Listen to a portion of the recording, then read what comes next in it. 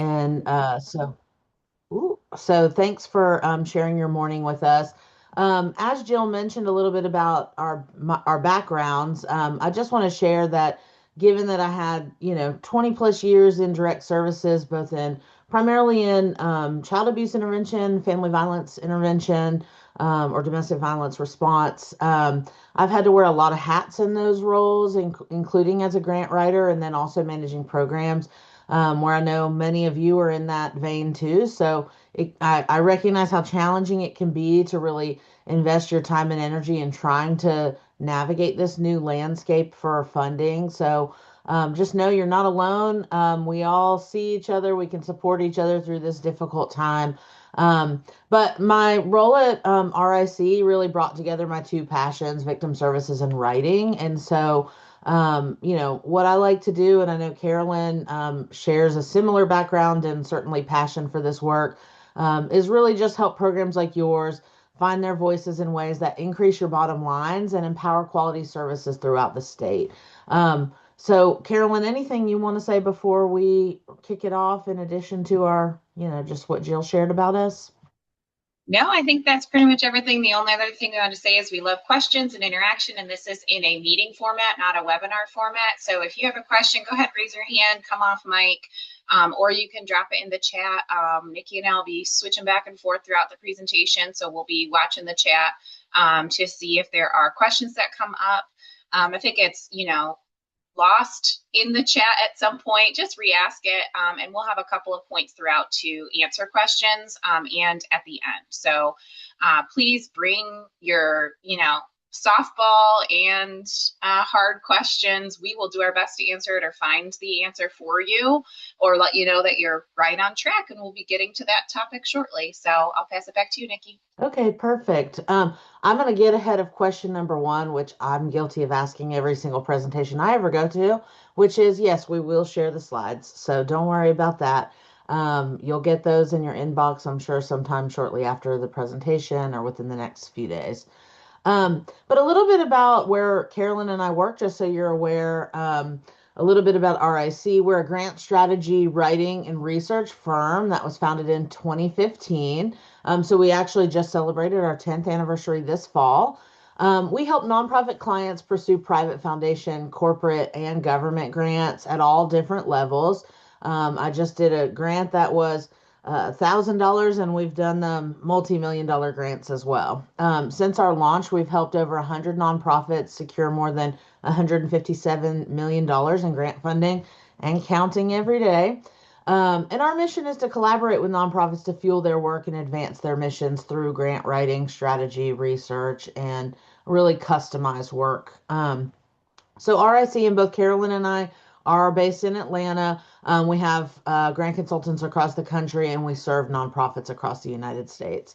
Our primary expertise includes health and human services, organizing, advocacy, and community engagement. And we also specialize in grant seeking for victim service providers and government grants. In fact, we secured more than $7 million in Office on Violence Against Women, OVW funding for our clients in 2024 alone. I know a lot of y'all likely have been receiving or are interested in that type of funding. So I'm going to kick it back over to Carolyn.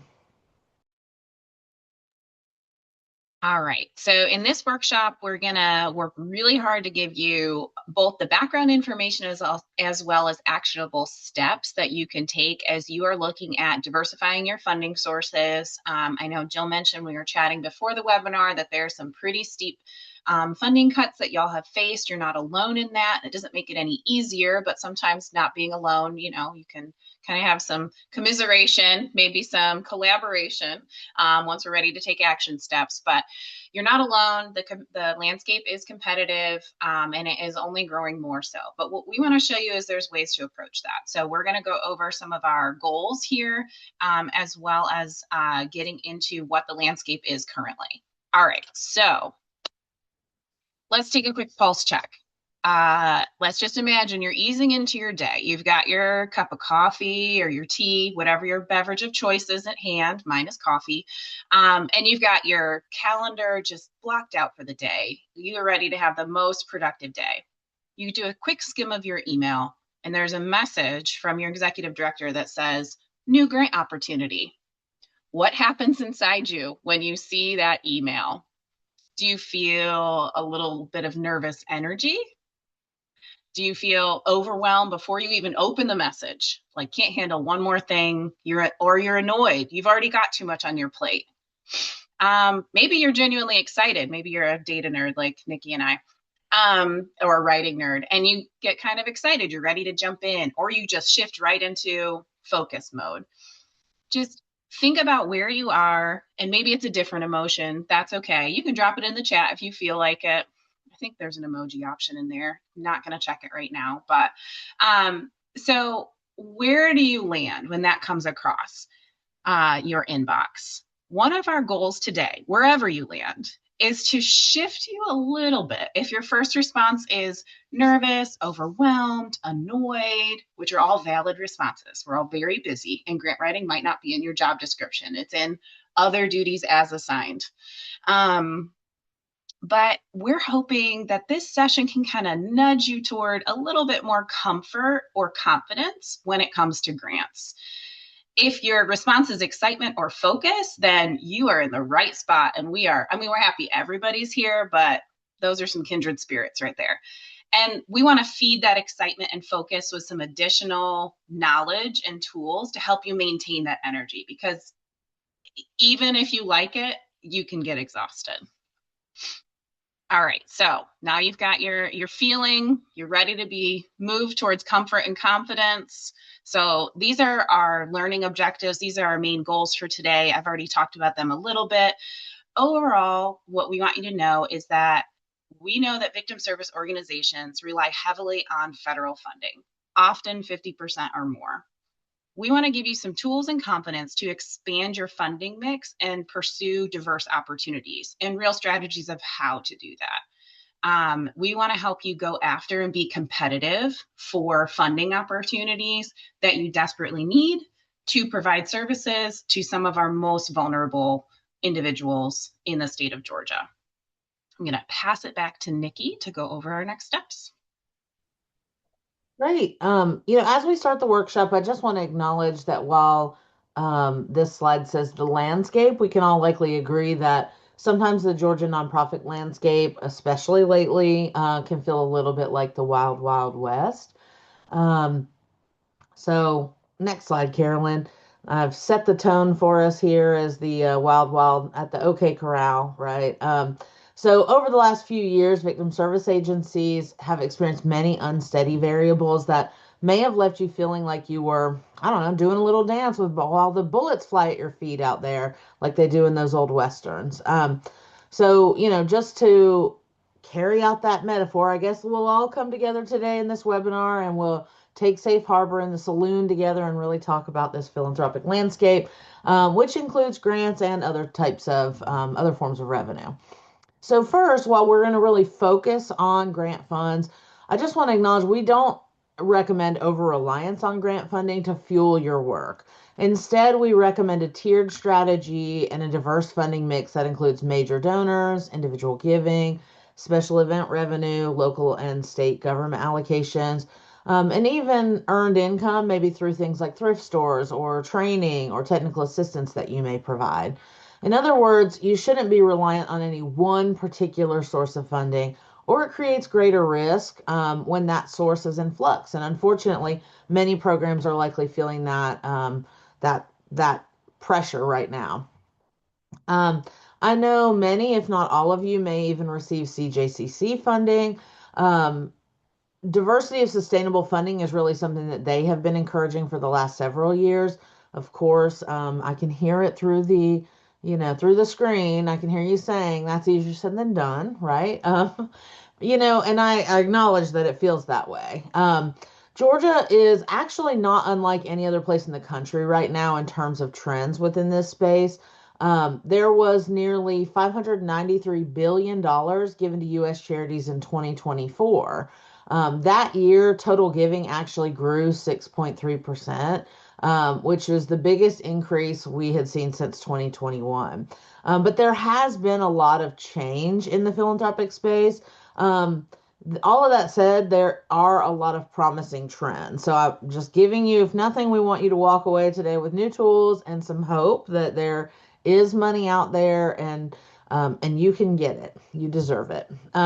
So first, I want to say giving from every sector, individual bequests, foundations, corporations, all of these places where programs can get money, and giving to every source really has increased over time, although that the share from each source has shifted. So most of the charitable dollars out there are directed towards human services, hooray, education, grant making foundations, things that are benefiting our public society at large, and religious organizations. The greatest growth in giving over time has actually been for human services uses. So that's now accounting for about 15% of total charitable giving out there. That it's now the second largest sector, following just religion. So that's about religion's about 25% of total charitable giving.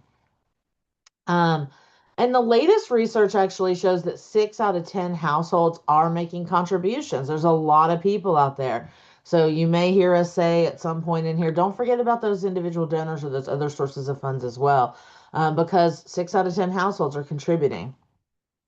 Broadly, though, more than just like the highs and lows of where things are, the philanthropic landscape is just evolving over time. New generations of donors and the political landscape certainly have impacts on how things are happening. Those things, ultimately, like the political landscape can impact corporate giving, for example. There's also been a lot of shifting priorities post pandemic, right? Many of you probably have changed how you're doing services over time, or the needs within your community.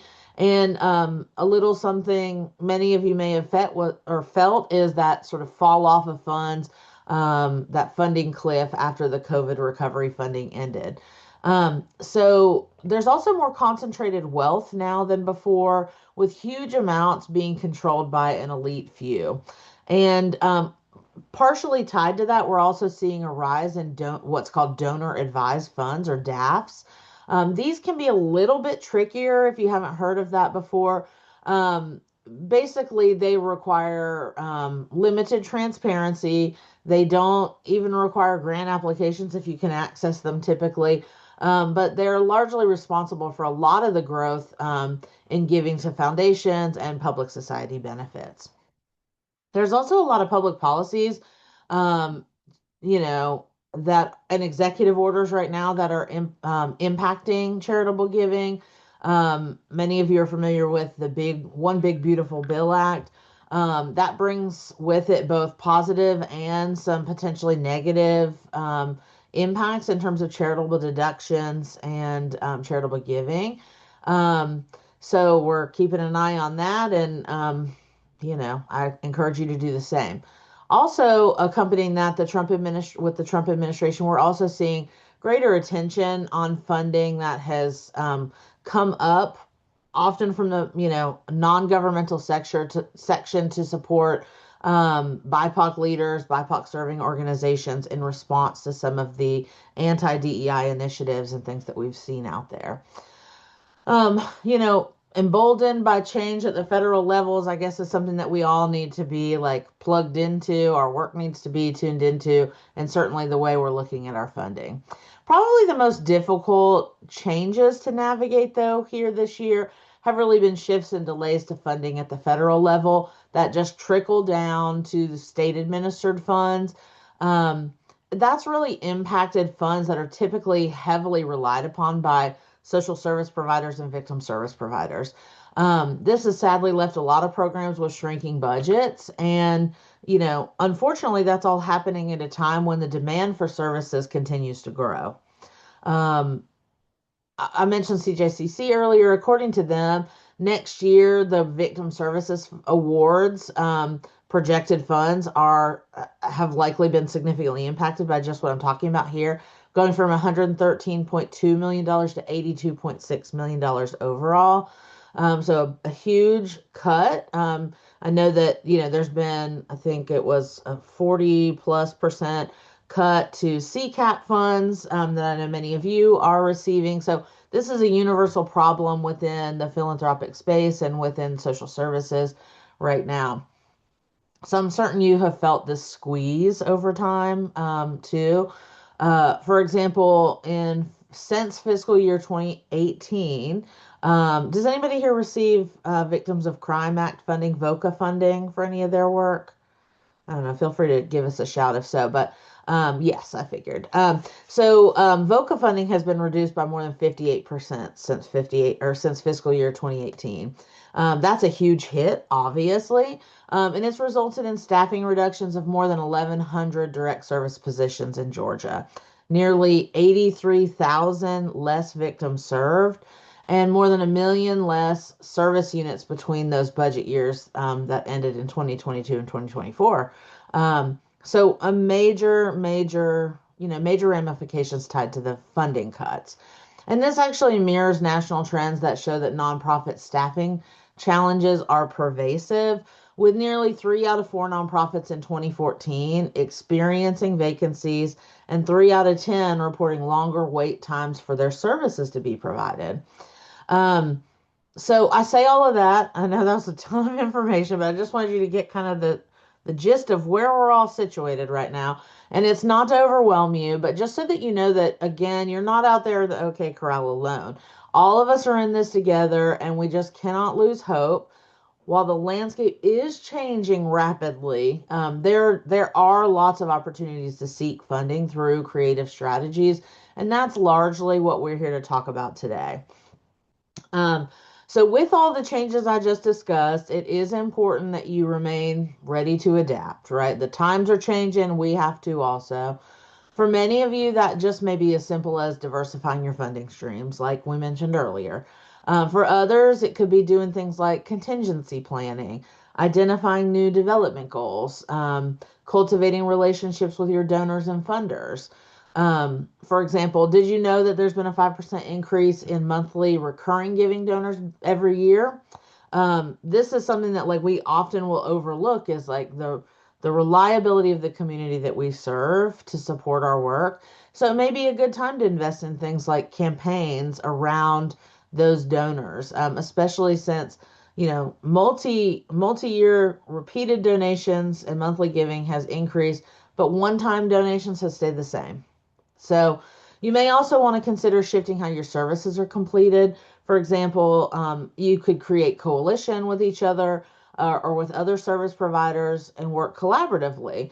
That could help you share administrative expenses, pooling services that maybe you don't need full time, like counseling resources or transportation. And really, we'll talk about making you a little bit more competitive later, but it's really just a way of building community and kind of cutting out some of those expenses.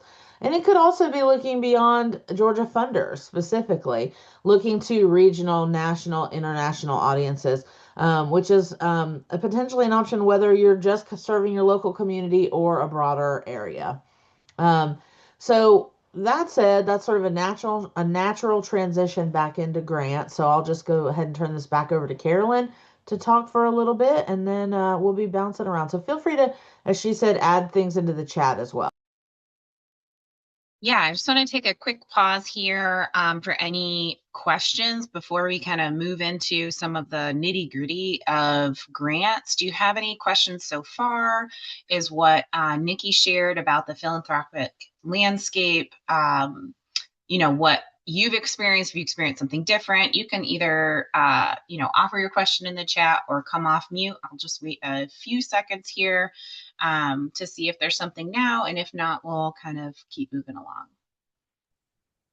Hello, Carolyn. My name is William Geddes, SIDC. Um, what we experience this year, we get a lot of, we get a lot of our funding from our sponsors. We have a major event called Savannah Traffic Jam to bring awareness of human trafficking. And matter of fact, we're in the planning now by 11th one. And we still have our loyal sponsors. However, one of them, they still giving us money, but they decreased it based on what's going on. So I don't know if y'all have seen that before. They still gave us something, but they decreased it. What they normally would give, they decreased the amount based on what's going on. They said we can't give you 3,000, we give you 1,000, this year. Sure. Yeah. Yeah, I think two things, my initial thoughts there, and if other members here or attendees have experienced similar things, we'd love to hear how you've addressed that with what you're hearing from funders or how you're interacting. Is first off, you want to really focus on stewardship. They're still giving. They're still your partner. And so really focusing on thanking for the gift through a difficult time. We know it's not just difficult for nonprofits. I think sometimes we can feel like we've got it the hardest. Funders are having a hard time navigating it too. And we want to see ourselves as partners, not in a hierarchical relationship. Your partners, you're giving them the opportunity to carry out their mission through your mission. So continuing to be good stewards of that relationship and understanding what they're working with as well. They're also guided by a charter or by a board, or they're not making decisions in a silo. So keeping that communication line open, even if it is internally disappointing to get 1,000 instead of 3,000. I'd be disappointed by that, especially if you're counting on it for one of your kind of landmark events. So it's okay to be internally disappointed and acknowledge that, and also externally really thankful and stewarding that relationship. So that would be my first kind of thought, and also that you're not alone in that. There are many different corporate sponsors and foundations out there that have, instead of pushing forward to fill the gap, some are pulling back to see what's going to happen. And we would like to see the opposite. And I think that is one of the areas where maybe it's a starting point to 6 months from now, whereas you normally would only go to them once a year for this event. Maybe you return in 6 months and see if there's another opportunity to give and support in another way. Maybe something's shifted. I'm curious if, Niki, you have anything to offer, or if anyone else wanted to kind of chime in. No, I think I appreciate you saying that, Carolyn. I think the cultivation is certainly cultivation, and really just ensuring that we are providing the spotlight to organizations, unless they don't want it, that are supporting us through stewardship, right? So we will talk about that a little bit later, because it certainly applies, towards grant success also. But so we'll return to that conversation. But I do think what Carolyn said is important, in that they're still giving. They're still on your team, they're still supporting, but they are unable to do it at the level that they previously did.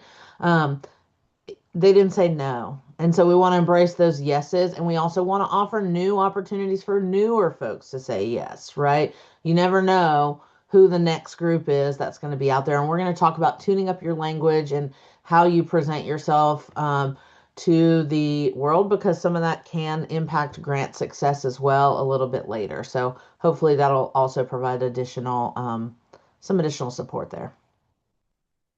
Okay, I'm going to keep moving, but if any other questions come up in the chat, if Niki, you just want to address them there, if we're going to talk about them later, or if you think we should address it now. Sounds great. But I'm going to scoot forward into just a quick overview of grant readiness here. So these 10 items listed here are, well, you will get a handout that includes these and many more. So no need to screenshot, write it down, anything like that. We're going to give it to you in a document after. But these are your baseline. So how many of these, when you scan this list, how many do you have on file right now? Updated and on file, not from 3 years ago, not from 7 years ago, your current documents on file. And with the new year coming right around the corner, some of these will need to be updated. And this is something we do with clients just on a rolling basis, getting updated documents, because you need these in order to even be eligible to apply for a grant. So these are your baseline. All right, if you've got 0 to 2 of these items, you've got some work to do. So this is a great starting point. If you've got 3 to 5, you're getting closer, we're getting warmer. If you've got 6 to 8, you're almost ready. And if you've got 9 to 10, you're grant ready, mostly. So this is your baseline. The document we're going to send you at the end, we call it the Grant Readiness Checklist. We share it with all of our new clients. Y'all will get it today. provides you with a more comprehensive list, but this is a good starting point, okay? We want to make it kind of bite-sized pieces here. But in order to level up your grant game, you need these 10, and then you're going to need more items from that list in order to be competitive for grant opportunities. So not just eligible, but competitive. All right, so we want to talk about building your grant readiness. How do you get ready for today's funders? It is both simple and hard, like most things. Some of these things might feel kind of familiar, maybe even a little boring. But here is the truth that I tell my little kids every day when they ask why they have to brush their teeth, is that the boring stuff matters too. And now it matters more than ever because funders are moving to invite only. Niki talked a lot about federal dollars being unpredictable and state budgets tightening. And so then it's shifting everybody to look at corporate and foundation grants, which then the competitiveness is increasing. So the good news here is when you apply these elements of grant readiness, you can strengthen your positioning and stand out in that crowded and competitive field. So this is basic. Many of you have years of experience working in grant management or writing grants, but this is just a reminder that there is a full life cycle of a grant. And the two main points I want to pull out here are that grants are rarely early, but they can be late. So if you're prepared for their likely drop date, it won't matter if they're late because you are ready. And then this chart does not show the behind the scenes work that is just as important. And we've touched on it a little bit and we'll continue to weave it throughout, is the relationship building. Grants do not happen without cultivation and stewardship. That has always been true, but it is becoming more and more true with the shifting landscape and with funders shifting to invite only, or as Niki mentioned, donor advised funds. A lot of the access to that funding, which contains millions, probably billions. I don't have the number on hand because it keeps changing, but relationships matter in terms of accessing those funds. All right, we've looked at the big picture. Let's zoom into where you are in the process and which types of grants might be a good fit. So broadly speaking, there are three buckets: private foundations, government grants, and corporate funding. So government grants would encapsulates everything from federal, state, county, city, any other segment of government you can imagine. So it's all falls in that bucket.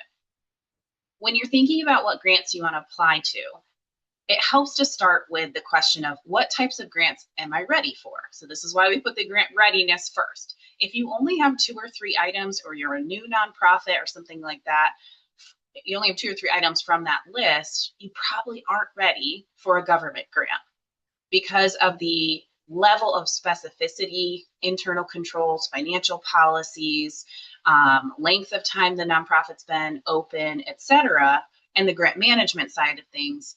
You might be more aligned with a private or corporate foundation. Okay, that's great. We've already eliminated one whole area we don't need to look into right now, and we're going to look into the other areas. So start with those really basic questions to understand what grants you're ready for. Generally speaking, government grants are the highest level of readiness, and then private foundations and corporate funding tend to have a whole spectrum depending on their size, but tend to have less specific or robust like requirements in terms of infrastructure and controls. All right, so the other thing I want to say is that every grant application is unique. So your grant readiness gives you the foundational information you need for a grant, your mission, your vision statement, your services that you provide, your victims, or your who you provide those services to, gives you your basic information. But every grant application is going to ask questions differently. So you can have your standard descriptions and language, we kind of call it boilerplate language sometimes, ready, so that then you can adapt it to the grant application. I know I am not alone in having thought, I'll just reuse the last grant application. And then I look at the new grant application and they change the questions, or they change the focus, or they change the priorities. So you have to be ready to adapt to the next one. All right, so that brings us to the next part, which is how you make sure you are allocating the right time and effort to the right opportunities so that you can craft a competitive application. So are you strategic? So when it comes to getting funds to your organization, strategy is going to beat luck every time. Organizations sometimes, I'm sure nobody in this room, but sometimes people can approach, or organizations can approach funded research as a reactive process. Oh, we're losing funding in 3 months, and so we'll lose this position. We got to find a grant to fill it. That is very stress-inducing, and generally speaking, doesn't lead to a great result. So being strategic means doing the work before you need the money and identifying those aligned funders, understanding their priorities, and cultivating those relationships over time. It's not just about finding the match, it's about being intentional about how you present your work and building trust with that funder. I want to share, we've had the opportunity to work with a couple CACs in Georgia over the years, and so we asked for a little bit of their kind of input in preparation for this webinar about what were the pain points here. And the thing that kept getting shared over and over is that trying to find funders that are aligned was causing them to use they were either finding 200 funders and then not having time to look at them all, or none and feeling discouraged that there's no money out there to support our programs. So this is one of the key areas that Resurgens really comes in and helps thread that needle. We want to find aligned funders so you don't have an overwhelming number to vet and figure out if they're aligned. And also not look at there's no funders available or there's nobody that aligns with our work. So how do we do that? We use some grant search tools. So there are both paid and free tools. These paid tools, you may have access to them already, or if you don't, I'm going to walk you through an example of how you can go about doing some prospect research without using any of these paid tools. And the other tool I'll mention that is not on this slide, but is being a part of professional associations. So being a part of a professional association, like for us, we are part of the Grant Professionals Association. It requires a membership, but it comes with resources, insider tips, knowledge about funding opportunities, professional sounding boards and resources that provide us with valuable information that then informs the work that we do. So just that's another grant search tool or resource to look at. And then we can't not talk about AI, right? It's everywhere. And AI is becoming more and more common in the grants field. It comes with both benefits and drawbacks. On the plus side, it can save us a lot of time by handling some repetitive work, like looking at editing for clarity or trimming down to meet character counts. If anyone here has written a grant, you know what it's like to think you've got the perfect answer, and then you need to cut 120 characters from that perfect answer. Happened to me today. It's fine. And so we at RAC use it for exactly those kinds of tasks, or refreshing language so it doesn't feel repetitive. The 2025 Giving USA annual report shared that nonprofits believe that AI can boost productivity, but that use varies. So larger nonprofits tend to adopt AI at twice the rate of smaller organizations. And top uses include grant writing, fundraising, marketing, and donor engagement. So if you don't already have policy around AI use or integrating it into your operations, it could be an opportunity to look at how you could do that in a really thoughtful way. So with that said, AI does not and cannot replace human judgment. Maybe at some point in the sci-fi future it will, but right now, where we are, it cannot. It can't decide what's truly strategic for your organization or how to frame your story in a way that resonates with funders. The human element is essential. So AI is a tool to be used with your judgment and expertise on your organization. One thing that people have asked us about is, can it be used to find potential funders? And yes, if you prompt it correctly, and if you vet whatever information comes to you from that AI prompt. So it can. That is not a primary use that we see it as being very good at, because AI can hallucinate. Maybe it will get better at that in the future. It's kind of like AI is not very good at math right now. Like, don't use AI to write your budget for your organization. So there are good uses, and there are uses that are being developed. All right, so let's get into the secret to the search here. The secret to the search is what we call the reverse search. So many organizations, we talked about getting, a list of way too many funders or no funders. They will use a keyword search like child advocacy or child abuse. It casts a really wide net, and then you can spend hours sorting through unrelated and just not useful information. And I imagine you don't have hours to waste. So instead of casting that wide search net, we want to begin by identifying who's already funding similar organizations or work. So start where the money already is. So why this works is that funders who already support similar work understand your mission and are more likely to be aligned with your goals. So we talked before about how you are providing an opportunity for a funder to carry out their mission through your mission. Your partners, and you're providing them an opportunity. So we want to find funders that want to partner with you and their mission aligns with yours. This focused approach will save you time by narrowing down to funders that support your mission. And it increases your chances of success through competitive alignment or strategic alignment with their mission. So let's do a quick demo.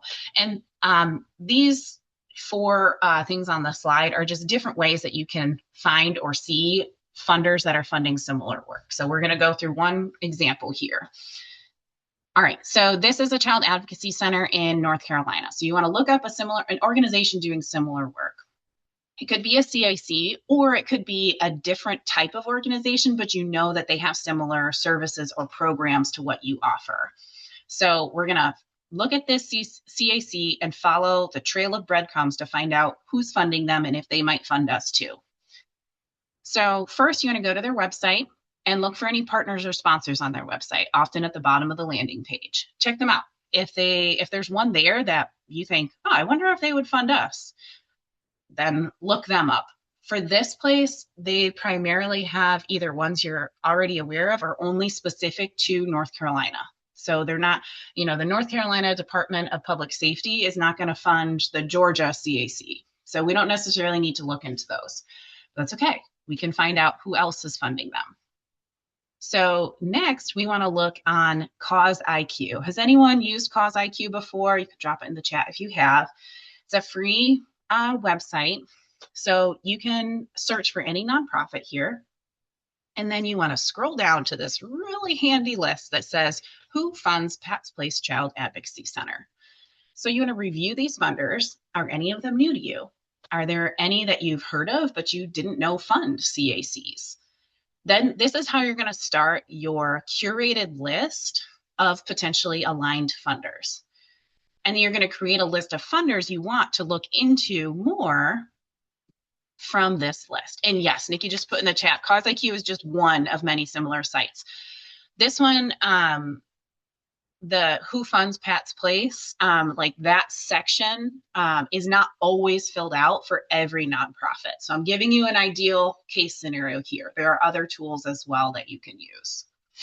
All right, so once we see that there's a list there, now we're going to see there's a funder for Pat CAC that you want to look at more. All right, so we've got the Resurgens Foundation website. They have drop downs at the top of their page so that you can understand more about the foundation, their work, how to apply, frequently asked questions, how to contact them, etc., like any standard website. So you specifically want to look at what their eligibility is. Just start there, because if they only fund in North Carolina and you're Georgia, just stop there. Don't waste any more time on it. Move on to the next opportunity. If they fund more broadly, which this foundation does, then go further into that eligibility. And if you are eligible based on their basic eligibility, then move into what type of application they have. So is it invite only? Is it they have a request for a proposal or an RFP that comes out? Is there a NOFO, notice of funding opportunity, that comes out? Do they ask you to submit a letter of intent? Like, what would the next steps be? And are you able to do those next steps? And like I said, and I'll say this again, if it's not a fit, stop. Do not go further. Do not waste your time on a prospect that is not a fit. So if you still think they're a fit, then let's go one more step down the rabbit hole here. Okay, now we can go to another free site, ProPublica, for more specific information about their giving history. So now you know that you're eligible and you know something about what the application process is. Now you want to know, how much do they typically give? How much do they have in assets? This can give you a broad idea of the scope of the foundation, the size of the gifts they give, their likelihood of continued giving over time. And if these things are still lining up with your organization's needs, your strategic plan, your development plan, and your capacity, then let's continue down this rabbit hole. And you can scroll down to their 990, and I just grabbed 2 screenshots here. So when you look at their 990, and I just want to note, these are typically about 2 years behind. Unfortunately, it's not updated in real time. You can look at Part 14, which is often about 12 pages down in their 990, at the supplementary information. This is not always filled out, but when it is, it can be a helpful resource. And you can keep some questions in mind while you're looking at this. Who have they given grants to? How much do they give? Are any of the grantees like you? And do they give in your geographic region? So within their eligibility criteria, they might say that anyone in Georgia is eligible, but if they've never given a grant to anyone in Georgia, they might not be a good fit for you. So you're looking for some of those clues of, I'm eligible, am I competitive? Also on the 990, you can find information about the staff and the board members. This is not always up to date because, again, it lags a couple of years, but it can give you a starting point. And then you want to think, do we know any of the board members? Does anyone on our staff or board or volunteer team know anybody that is on the staff or the board of the foundation? Ideally, you want a warm connection point to begin cultivating that relationship so that you can, if it's an open application process, you can have a connection there.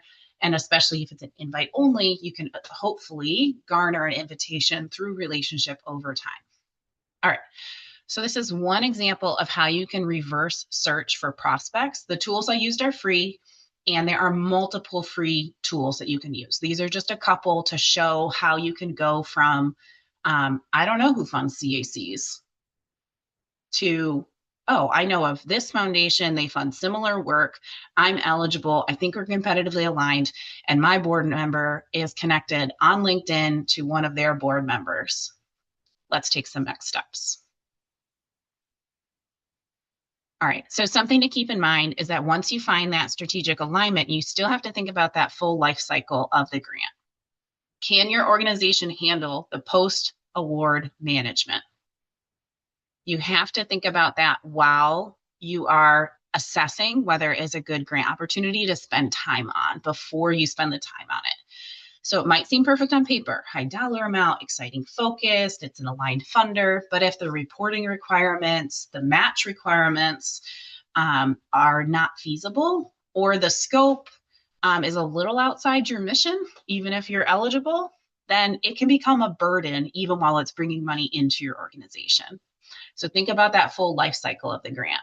The goal is not to chase every dollar. It's to pursue the opportunities that truly support your work and fit your capacity over time. Okay, and finally, and we'll provide this as well, but you got to make a decision, right? Are we going for this? Are we not going for this? Is it a go, no go? Some people call it a go, no go list. Some have a vetting matrix.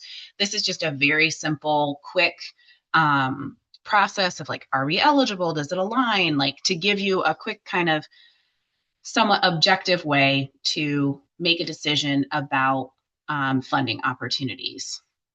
there's no one perfect vetting matrix. You can use this one, you can create your own, but it's a good idea to have a couple quick questions there.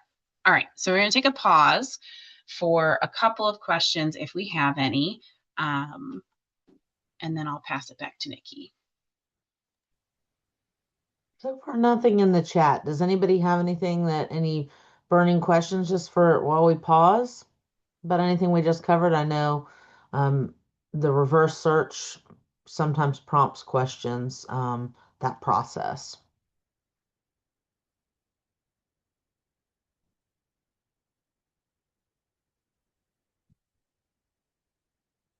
Well, you just did such a great job, Carolyn. No one has any questions. Well, feel free to continue to add those into the chat, and we will have some more time later in the presentation as well. So, what we're going to do now is just really talk about crafting winning proposals. In this funding climate, it's not just about telling funders what you do. It's about showing them why it matters and how you work. Remember, it's not just about presenting a problem to a potential funder. It's showing how your work makes a difference. So let's break down what that really looks like in practice. All right, next slide. Yep. In the last section, we talked about researching funders that are a likely match for your organization, and then assessing how well you align using a grant vetting matrix or some other system. But how can you demonstrate, or what can you do to make yourself competitive when you do identify that strong fit? Well, you should really be showcasing your alignment with that funder. This can be done in numerous ways. For example, your language alignment. Have you checked your website recently? My guess is most of you are saying no. It's done. Once it's up there, you might do some updates, but you're not revisiting your language very often. And I would encourage you to take a look at that. Have you checked to see whether you have grant-friendly language on there and terminology that's easy for people to understand and to see alignment with? Also, your vision. We hear about funders checking out applicants online before they make funding decisions more and more often now. What you say about yourself online is really an excellent opportunity to spotlight why you're the right choice for funding. And this can be done in much more expansive ways than the tight time limits or tight character limits, as Carolyn referenced earlier, of grant narratives will ever allow, right? Your website is just an open source of information. And your website should really clearly state your organization's long-term vision and link that vision to measurable outcomes. You should also consider posting a timeline, for example, for your future goals, things you're working on achieving, the direction you're heading. You want funders to really see that you are strategic and have a direction in mind. All right, so in terms of online platform alignment or social content optimization, so much of what we say and do is more social than the homepage now, right? It's more on social media, it's on blog posts, it's on whatever.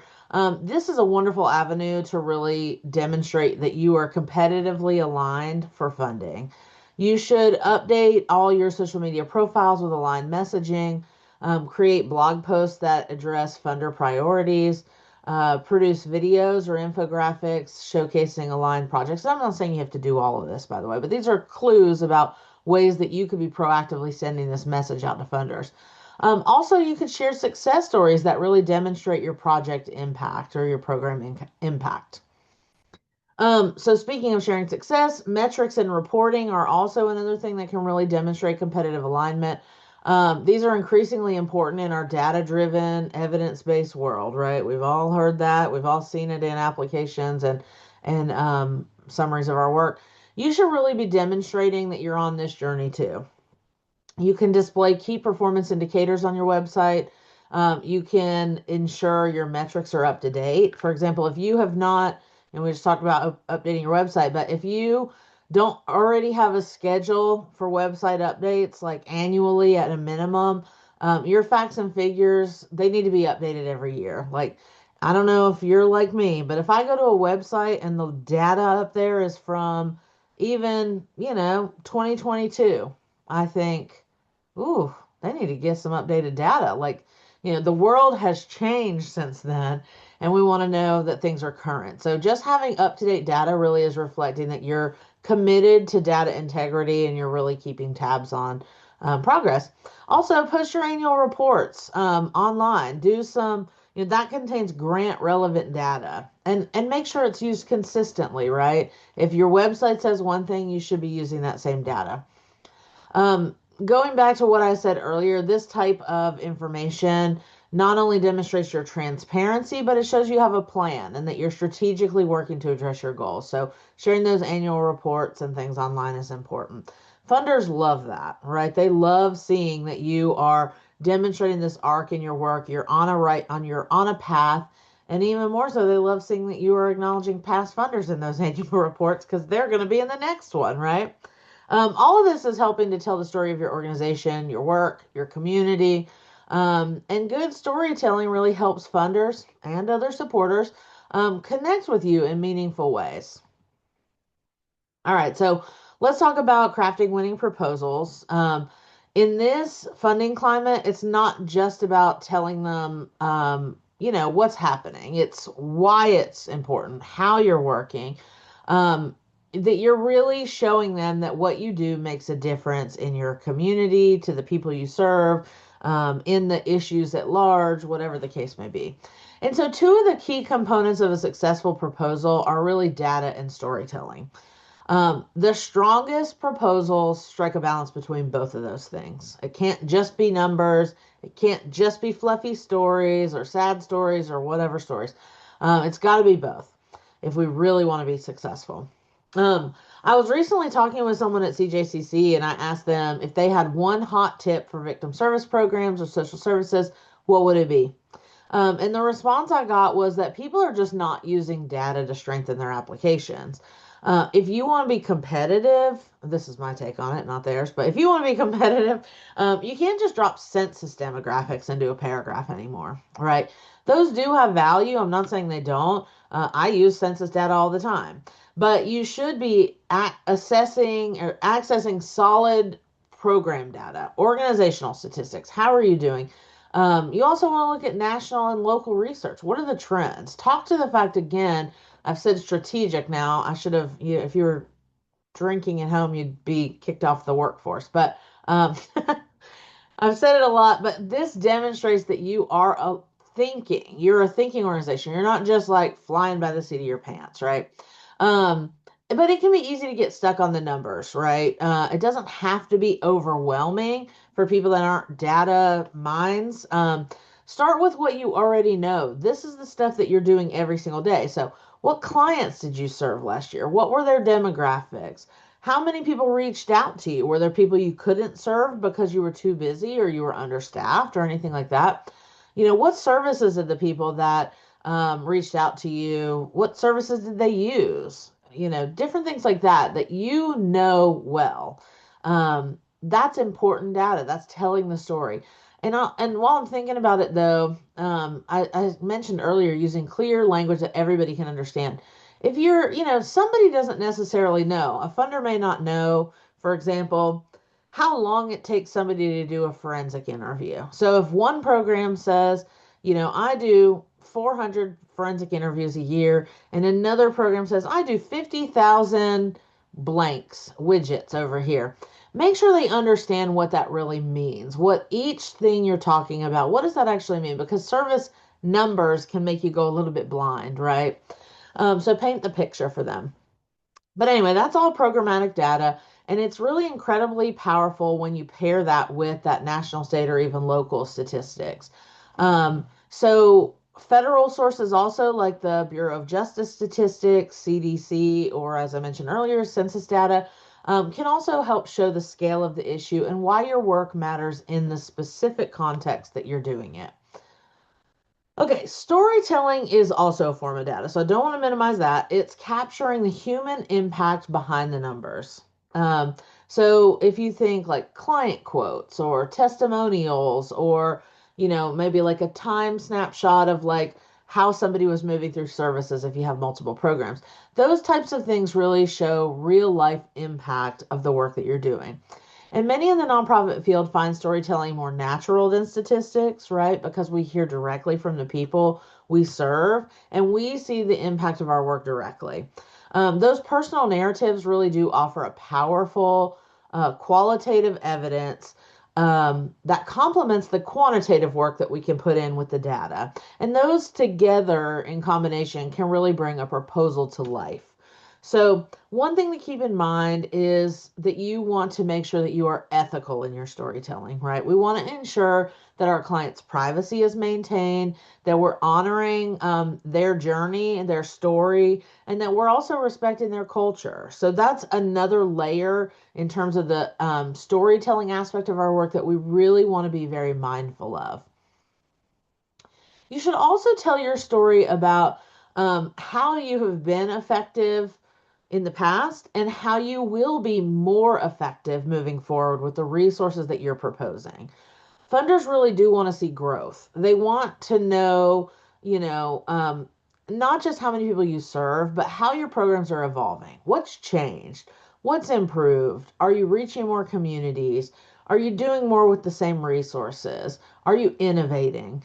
That tells a compelling story of effectiveness. And let's just be real. Funders want to know that their dollars are being used well, right? So, including data both about the needs and the results, whether that be through story or the actual data, it just helps build trust with a potential funder or a existing funder. And it shows that you're not guessing. You're evaluating, you're identifying issues, and you're adjusting as things are needed. That kind of ongoing reflection shows that you are not only managing change, but you're working to improve outcomes. And that kind of, um, thing really is the most effective type. Well, let me say, the most effective type of storytelling really does interweave that data and shows the need. It shows your success. It shows those promising practices.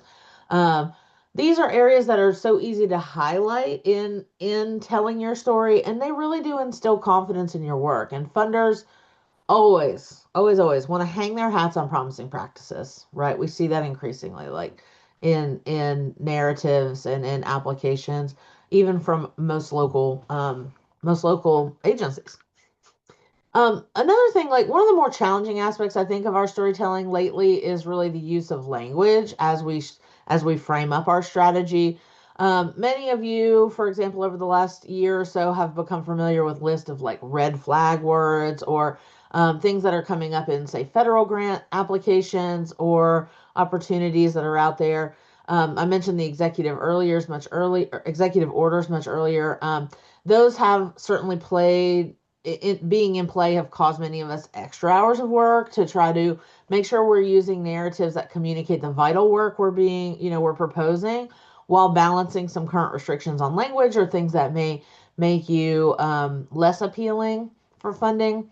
Um, our clients who have been the most successful in adapting to the new language and this new sort of space within the landscape is they've had to let go of some of that language that they may have felt emotionally attached to. For example, with restrictions on diversity, equity, inclusion language at DEI, you may need to shift your emphasis to how you're working with all survivors rather than highlighting specific populations, which you may have done before. You might feel more personally and emotionally connected to a specific way of naming or defining your community, and that is completely valid, right? But it's also worth asking, is that language the most competitive choice for this application that I'm working on right now? Knowing your audience, knowing who the funder is, knowing who's going to be reading it, and adjusting your message accordingly, that can really make a big difference. And this is exactly the kind of thing that we dig into during our strategy sessions with clients. Like we're really kind of just opening up our box and like sharing this stuff with you guys. But what data to include, how to frame your needs, and how to speak to funder expectations is something that we're doing every day with our clients. So I'll just say, like, just to give us a little tiny plug here, if you are feeling stuck in this and you're feeling overwhelmed, reach out to us and we can certainly talk about how we might be able to support you in your work. All right, so Moving on, the next big piece of a winning proposal is really going to be the budget. Everybody, well, I'm sure there's some people in there like, yes, finally.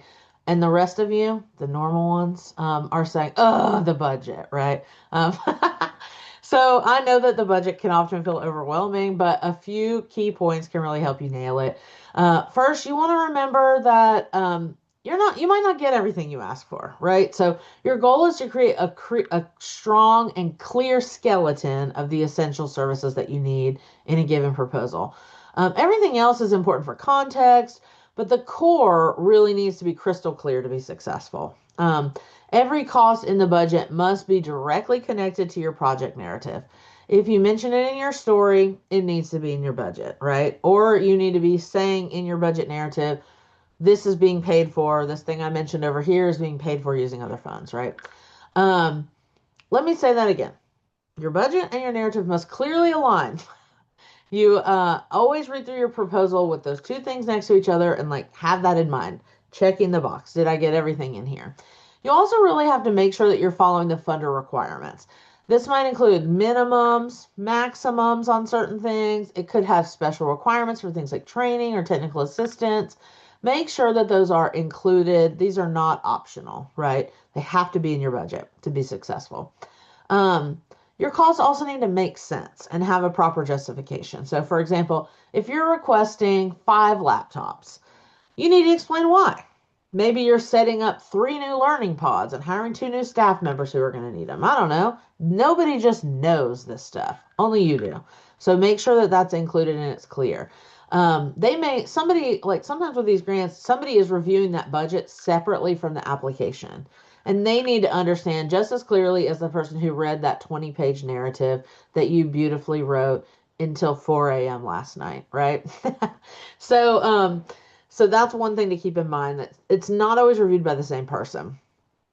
Also, always use the required template if there is one provided. If there isn't a template, just break your budget into clear categories like personnel, supplies, travel, contracts, things like that that most of you have seen budgets before. Just take one that you already have and kind of use that, adapt it, but the format is likely the same if they don't provide a required template.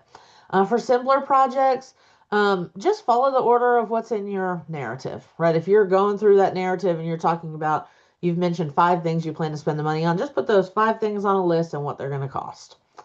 And then one other hot tip I'll just say is what I usually do is I write my project narrative first. And then I use that content to build out the budget narrative. Now, I'll write the budget, basically the budget, so I know what to write about. But then I don't worry about the narrative for the budget until after I've already written the project narrative. Because you want those things to be very clearly aligned. So I'll use the same language in what I wrote in the project narrative and drop that into the budget. Um, and then finally, if budgeting isn't your strong suit, don't go it alone. Bring in a professional to help you get it right. And we often provide references to folks for other consultants who specialize in budgeting. So feel free to reach out to us if you want us to connect you to somebody that we know in the field that does that. Okay, so we're moving on now from the budgeting and the data and all of the heavy number stuff. And so we're talking about something that's a little bit more, I think many of you are already very equipped to do and like are doing in your communities. Asking a question that the funders always ask, like, are you a good partner, right? It's not just about your programs. It's about how you show up before, during, and after that grant process. That's something funders want to know. Strong partnerships are built on 2 pillars, cultivation and stewardship. It's something we talked about earlier. Cultivation is the strategic work that you do to build the relationships with funders before and during the application process. And then stewardship is how you maintain and grow those relationships after you've received support. And many times, even if you didn't receive support, right? Both of those things are really critical for long-term grant success.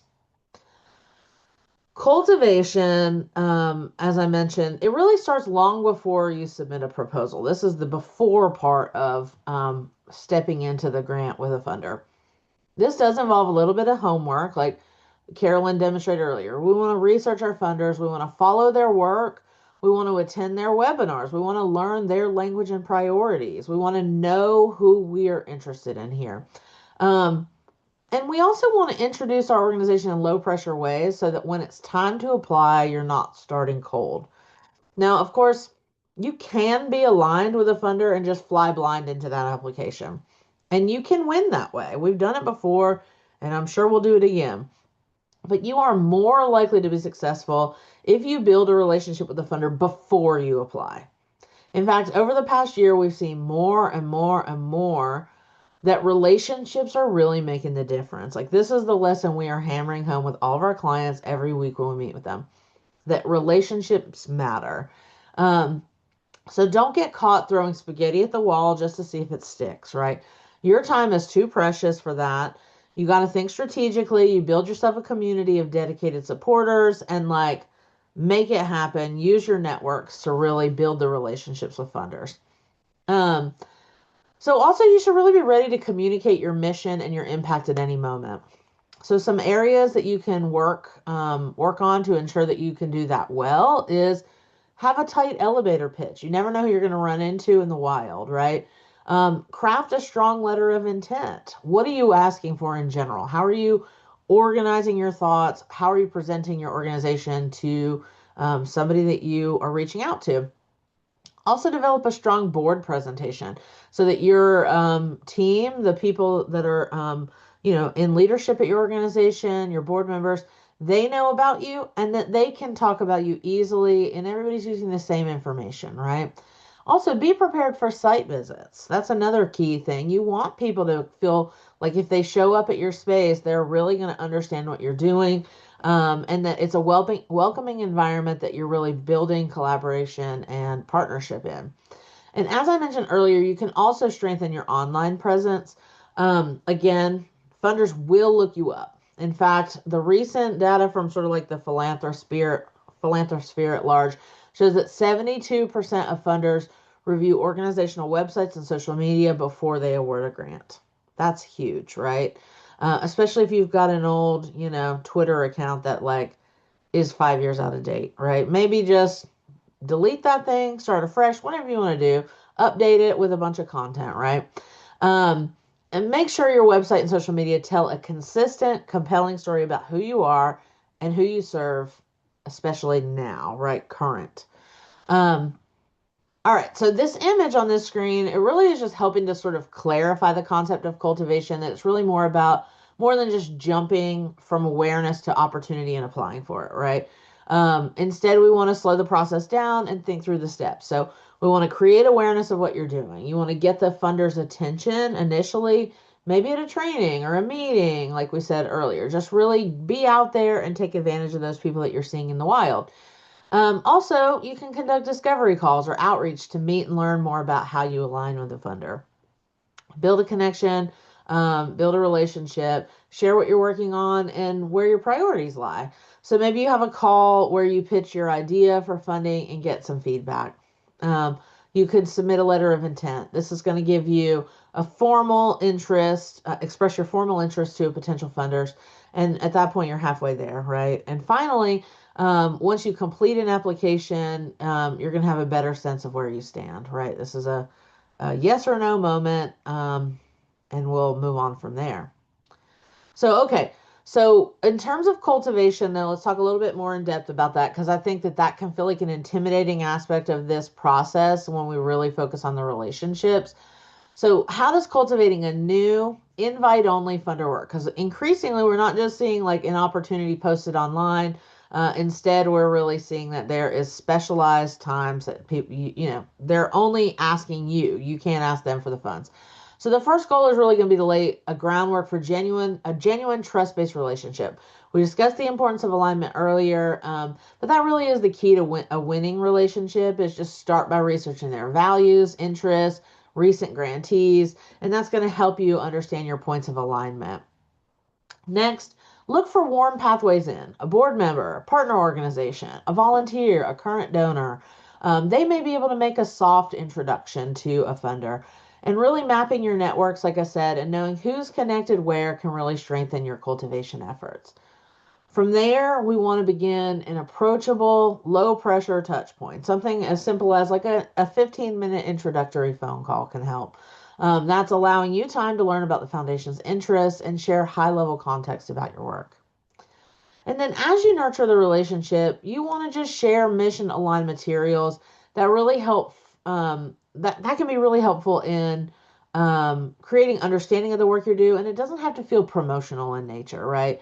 It might be an annual report. It could be a short impact update. It could be a story highlighting a recent success connected to their focus area. This can be emailed periodically. Specifically, it can be a handwritten note, like I said. But these are touch points that are demonstrating alignment and momentum, building momentum. Um, and maybe it's even just adding a potential funder or contact to your newsletter that you send out anyway to your mailing list and contacts. But the other thing is, whenever possible, you should also extend invitations to let the funder see your mission in action. So consider inviting them to a community event. Maybe you have a round table or a panel that you're participating in.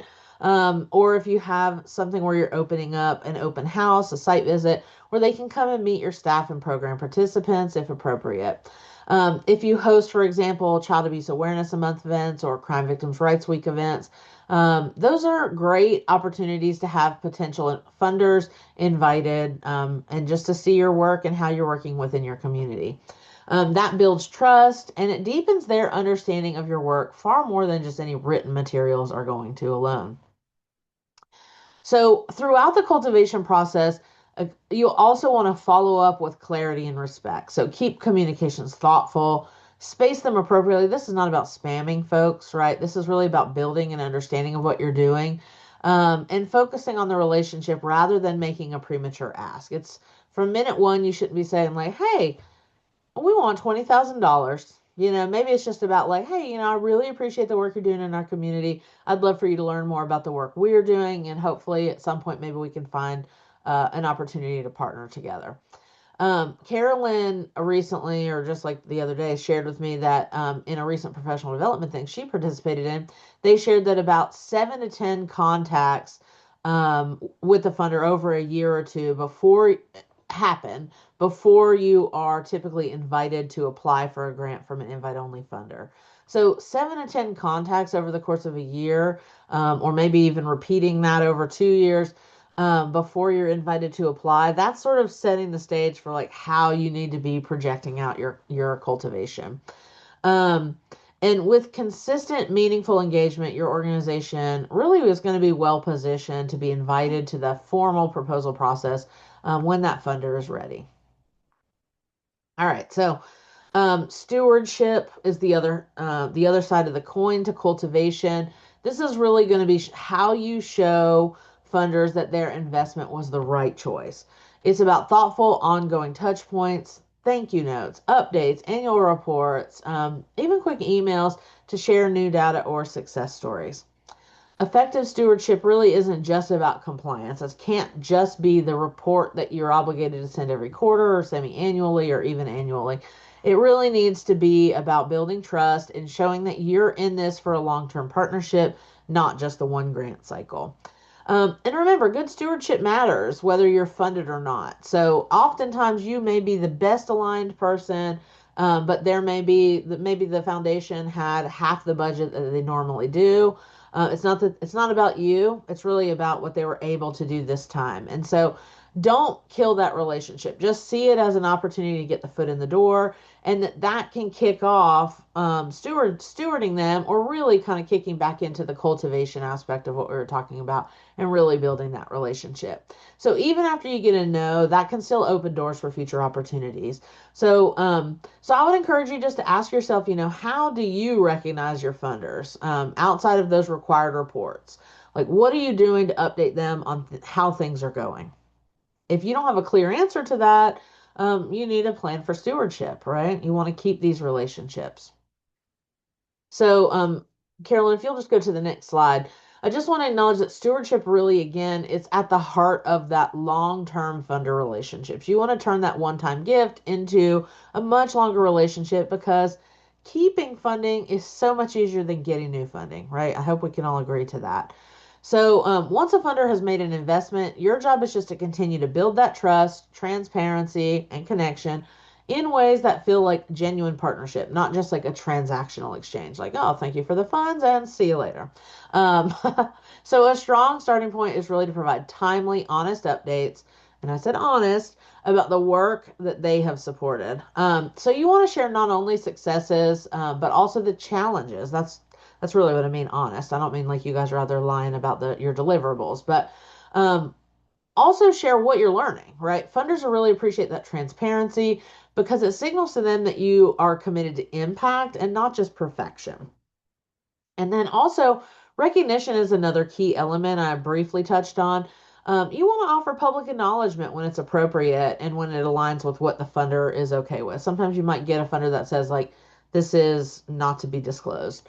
Um, for example, publicly acknowledging your grant makers on your website, like Carolyn illustrated earlier, and talking about it on social media, it demonstrates gratitude and partnership, which funders tend to value, of course. And then balance all of that with those personal touch points we already talked about. So, handwritten notes, a holiday card, phone check ins, sharing a story about the impact of what's happening in your organization.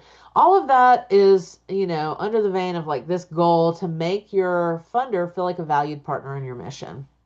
And then to deepen that partnership, invite them to stay close to the work. So, host site visits, like I said, do special briefings. Maybe it's just for the people that are funding you or like your, you know, donors that are like highly recurring donors. Maybe have a special community event for them or curate those opportunities to really hear, where they could hear from your service or your staff, your participants, whatever the case may be. Those experiences can really help funders stay emotionally and intellectually connected to your mission and to the work that they're helping to support. And also, you can demonstrate accountability by delivering your reports on time, right? Put that stuff on the calendar as soon as you get that award letter and it says, here's your quarterly deadlines, right? Sometimes it's even in the proposal. Put those on the calendar, right? And then you want to really make sure you're addressing those grant requirements clearly and communicating the outcomes in a way that's accurate and accessible. And that's really just reinforcing your reliability, and reliability builds trust, right? And then finally, you should maintain contact throughout the year. So, not just when that deadline to renew your funding is approaching. Send periodic updates, share those stories, highlight those milestones that naturally connect to the funder's interest, and don't hesitate to ask for their feedback. Showing responsiveness to their insights communicates that you're committed to sharing and being a part of a longer term partnership. And just in summary of all of that, I think when stewardship is done well, funders feel informed, they feel appreciated and confident that their investment is part of a meaningful, ongoing relationship, not just a single grant cycle. Okay, I feel like I just talked so much. We do have a little bit of time for a question and answer. So, I'd love to hear from you. If you have anything, you can feel free to come on mic or into the chat, whatever you feel comfortable with. I also want to say the QR code there is just for a really short, like internal evaluation for RAC, so we can have some feedback from y'all of what was useful, what further questions you have, and a way for you to get connected with us. You can also find us on our website. We have different events. We try to offer as many free resources as possible to our nonprofit partners across the state and in other states, but for today, specifically here in Georgia. Niki and I are both here in Georgia. So we'd love any other questions, but please also just fill out this really short email for us. I know you'll also get one from PCA, so please do double duty and give us both feedback so we can continue to offer resources that are attuned to your needs.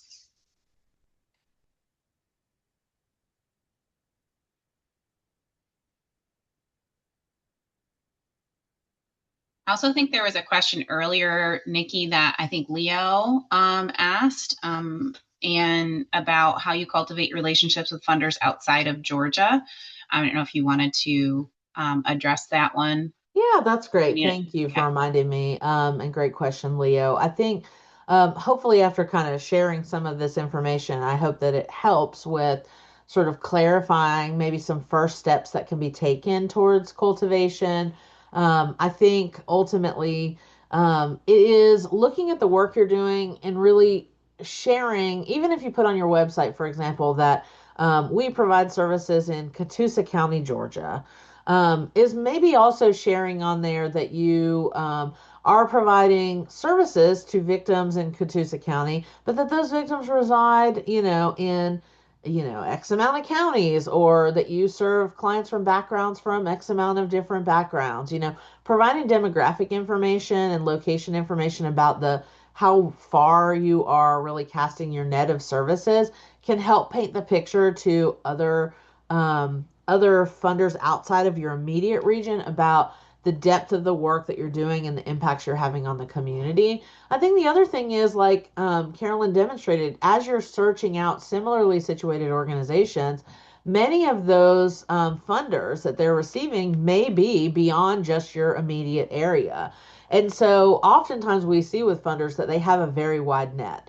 Of course, your local funders are super, super important, but expanding out beyond that to funders who maybe fund Georgia in general and not just, Cherokee County or wherever, that can be an easy transition. And then I think again, highlighting the alignment and like sharing the work you're doing in a way that's very clear is at the heart of bridging that gap and cultivating those additional relationships, making your work approachable as opposed to just feeling like it's too specific for a funder that maybe funds outside of your region.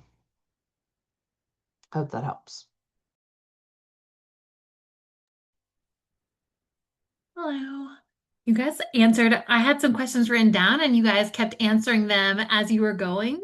But one question that I had is I know oftentimes it can be hard for people to find funds to cover operational costs versus specific projects, those kind of unappealing things but are super necessary in the field. So, any extra tips on identifying funds that help cover kind of those not so glamorous or enticing pieces of operational work? Carolyn, do you have thoughts? I'm happy to jump in. Well, just the first thought I had is that everybody feels that pain. And I think there is a need for, and not just me, I'm not coming up with this out of my own head, but collectively, both nonprofits and nonprofit partners need to share that with current and future funders. So that is a real need, and show through their work why it's important and how it's important. So there have been funders who have shifted their giving over time to go towards general operating in response to nonprofits sharing through data and storytelling why it's important. So just that clear communication with funders, even if they only do or traditionally have done programmatic language, they really may not understand. They've never worked in a nonprofit. They've never, maybe it's a third generation family foundation, and they just don't get it. They just do not understand why you need administrative costs. They want to just help people. Well, we've got to connect the dots there for them of why funding the executive director, the development director, your direct service staff, like why funding, the facility that you're in is part of those direct services. So sometimes it's educating up, what we're doing, educating up to the funders. And then if you're trying to identify funders specifically that provide general operating, within the reverse search, you can often see, we use Foundation Directory a lot, which is not a free tool, but within there, you can see the type of grant that is given, whether it's general operating or programmatic support. And so that can be a useful, another piece of information along your search. And there are other tools as well. That's just one that I'm familiar with, like kind of exactly where to find that information. Yeah, I'll also add that again, looking at what the actual opportunity is. If they are only funding programs and they're very clear about like we're looking for projects that blah blah blah, they're not probably they're very explicit usually if they're operating general operations. So don't ask for general operations unless you know that it's available, right? Because then you're just going to go out in the trash bucket. So that provides, if you're unclear, an opportunity to connect with that funder again before you apply and build that relationship talk to them about what you're considering and why these needs are important, and let them weigh in on whether or not you should do that. The other thing with regards to general operations that I always like to mention is when you're writing about that, you don't want to write only about the person that's doing your fundraising direction or the person that is, your HR person. Like, of course, these are hugely important aspects of the work you're doing. But for somebody who maybe doesn't understand how that ties into the actual services being provided later, or the welcoming environment you're creating for your clients, I think it can be a little bit confusing. So remember that general operations also needs to discuss the services you're providing. So even if I'm writing an application that is for general operations, I'm still maybe talking about programs that we provide. So I'm sort of more generally lumping in different programs and the types of services that our general operations support provides. Now, that money might specifically later be earmarked for that fundraising or development associate or whatever the case may be. But right now, all of that is on the back of like the work you're doing for your community. And so that should still be the highlights, even though you may plan to do other things. You'll want to mention what you're going to do, of course, but making that connection to the actual services is really important. I see Go Joe. ahead. You can come off mute. Yep. Hey guys, can you hear me okay? Yep, you're good. Yep. I just first of all just want to take this opportunity to thank each and every one of you for a phenomenal job well done. Thank you for this information. This is like a treasure trove of wealth and information. But I did have a question for you guys as far as if do you guys provide or offer services to maybe help organizations look to scale as far as because right now it kind of transitioned from a more of a homegrown type of organization feel to more professional branding per se, and or be able to scale to really go after those government grants or corporate grants in addition to the private individual contributions because right now I feel I've seen several organizations locally, they're doing well, but just what's required to help them kind of turn the corner, if you will, to move into that next bigger area of opportunity to solidify their branding and competitiveness. Yeah, I'll jump in here with, we have started in the past year. This has always been a part of what we've done, but we've really specifically kind of carved it out for two steps for people who are interested in working with us or what types of services we offer is first, we will always do like a strategy, like consult call to hear and understand. And that's free. Anybody can schedule one. It's right on our website. And it will be with Betty, our founder, who is just speak of a treasure trove of information. Like she is such an expert and a great leader and partner. So you can always schedule that to find out where you stand, what services we offer that might be aligned with your needs. And then secondly, once you come on board with RAC, we do a more extensive client needs assessment with a formal report at the end that provides you with your organization, a comprehensive document of your organizational strengths, challenges, areas we see where there is some need for improvement with a really specific outline of how you can address those.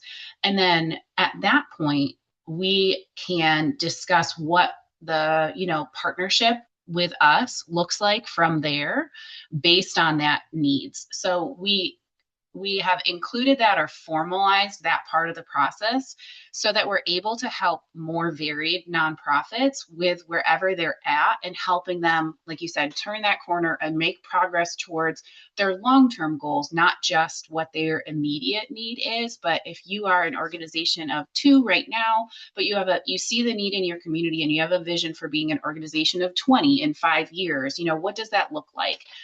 What are the things that you don't currently have that you might need, and really helping you create kind of that strategy around how to scale what you're doing. So if that's something you're interested in, I'd really encourage you to go to our website and schedule a free consult.